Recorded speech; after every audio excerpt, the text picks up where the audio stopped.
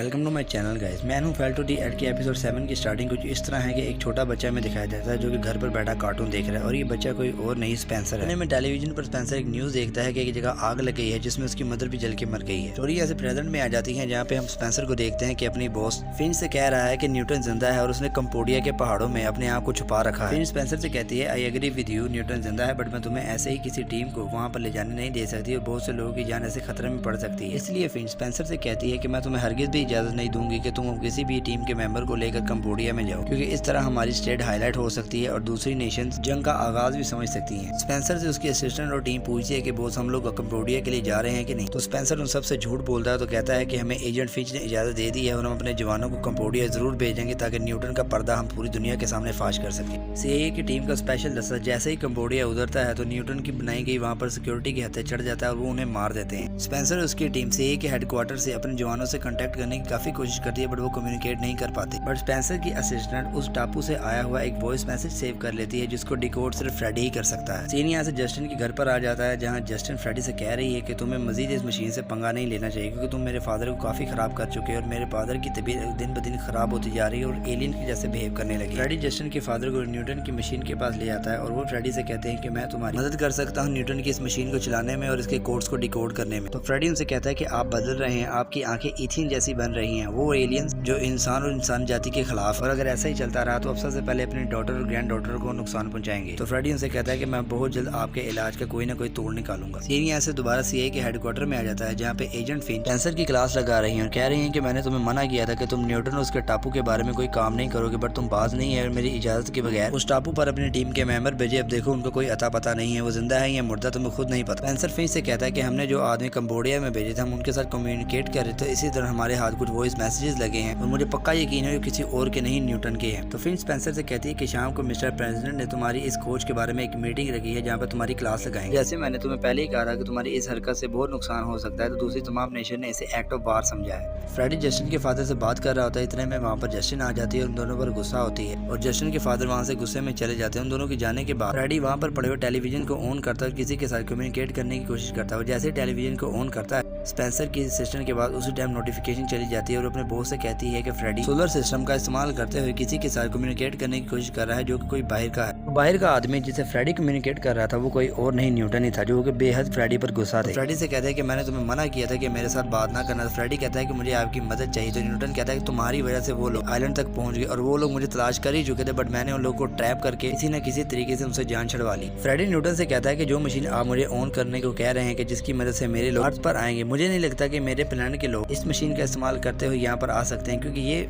Machine जिसको आप मुझे इस्तेमाल करने को कह रहे हैं ये मेरे प्लेनेट के लोगों के लिए सूटेबल नहीं है। बट न्यूटन फ्रेडी से कहता है कि तुम अभी तक उस मशीन का इस्तेमाल करना नहीं सीखे इसलिए तुम्हें ऐसा लग रहा है। बट फ्रेडी कहता है कि उस मशीन पर जो लैंग्वेज लिखी हुई है वो एथियंस की है जो कि इंसानों के खिलाफ है। बट न्यूटन फ्रेडी की बात को नजरअंदाज कर देता है और कहता है कि जितना जल्दी हो सके उस मशीन को ऑन करो ताकि हम लोग तुम्हारे प्लेनेट के लोगों को अर्थ पर ला सके। और दूसरी जानब प्रेसिडेंट की मीटिंग में एजेंट फिंच और स्पेंसर दोनों मौजूद होते हैं। प्रेसिडेंट और उसकी टीम स्पेंसर से पूछती है कि आखिर तुमने किसकी इजाजत से कंबोडिया में अपनी सीआईए की टीम भेजी जो अभी तक लापता है, शायद वो मर चुके हैं। तुम्हारी इस एक्टिविटी को दूसरी नेशंस ने एक्ट ऑफ वार समझा है जिसकी वजह से हमारी स्टेट इस वक्त खतरे पर है। तो स्पेंसर उनसे कहता है कि कंबोडिया में न्यूटन जिंदा है और वो वहाँ से सोलर सिस्टम का इस्तेमाल करते हुए दूसरे प्लेनेट के लोगों से कम्युनिकेट कर रहा है, वो उन्हें यहाँ पर लाना चाहता है ताकि इंसानों को नुकसान पहुंचा सके। और स्पेंसर सीधा सीधा फिंच पर इल्जाम लगा देता है कि मैं ये सारी इन्फॉर्मेशन पहले ही एजेंट फिंच को दे चुका था बट वो आपके साथ ये इन्फॉर्मेशन को शेयर नहीं करना चाहती थी और खुद ये केस को सोल्व करना चाहती थी ताकि वो खुद क्रेडिट ले सके। तो प्रेसिडेंट और उसकी टीम उसी टाइम फिंच को इम्पोर्टेंट इन्फॉर्मेशन सीक्रेट रखने की सजा देती है और उसे सस्पेंड कर देती है। और प्रेसिडेंट और उसकी टीम स्पेंसर से पूछती है तुम्हारे पास क्या इन्फॉर्मेशन है, तो बताता है कि हमारे पास न्यूटन के टापू से आए गए वॉइस मैसेजेस हैं और कुछ वीडियोस हैं। क्या तुमने अपनी वीडियोस में न्यूटन को देखा है? तो कहता है कोई भी नहीं देख सकता बट न्यूटन जिंदा है। एजेंट फिंच जाते जाते स्पेंसर से कहती है कि ये तुमने अच्छा नहीं किया और इसका कर्ज तुम्हें अदा जरूर करना हो। और दूसरी जाने स्पेंसर की असिस्टेंट के पास आती है और कहती है कि मैं तुम्हें कुछ दिखाना चाहती हूँ। वो फ्रेडी को भी पता है कि न्यूटन जिंदा है और जस्टिन से कहती है कि आज से 2 दिन पहले फ्रेडी ने न्यूटन से बात की थी, क्या उसने तुम्हें इस बारे में नहीं बताया? तो जस्टिन उसी टाइम ये बात सुनकर शौक में रह जाती है और वहाँ से सीधा फ्रेडी के पास आती है और पूछती है क्या न्यूटन जिंदा है? तो कहता है हाँ न्यूटन जिंदा है। तो कहती है कि मुझे पता है कि न्यूटन एलियंस को यहाँ पर लाना चाहते हैं, इंसानों को नुकसान पहुंचाना चाहते हैं। से कहता है कि न्यूटन पहले ऐसे थे बट अब वो बदल चुके हैं और वो मेरे प्लेनेट के लोगों की मदद करना चाहते हैं ताकि वो लोग मर ना जाए। जस्टिन फ्रेडी से कहती है कि मुझे स्पेंसर की असिस्टेंट बताया है कि न्यूटन कुछ ऐसे प्लेनेट के लोगों से कम्युनिकेट कर रहे हैं जो कि अर्थ के दुश्मन है और वो उन्हें अर्थ पर लाना चाहते हैं ताकि ताकि इंसानों को खत्म कर सके। तो जस्टिन पूछती है कि यार वो तुम्हारे प्लान के लोग हैं। न्यूटन तुम्हारे लोगों से बात करते हैं कि तुम भी उन एलियन में से हो जो हमारी अर्थ को नुकसान पहुंचाना चाहते हैं। तो फ्रेडी कहता है कि न्यूटन ने कभी भी मेरे प्लान के किसी भी मेंबर के साथ कम्युनिकेट नहीं किया। जस्टिन गुस्से में वहां से चली जाती है। उसके जाने के बाद फ्रेडी CIA के पास जो न्यूटन की वॉइस मैसेजेस और वीडियोस तमाम को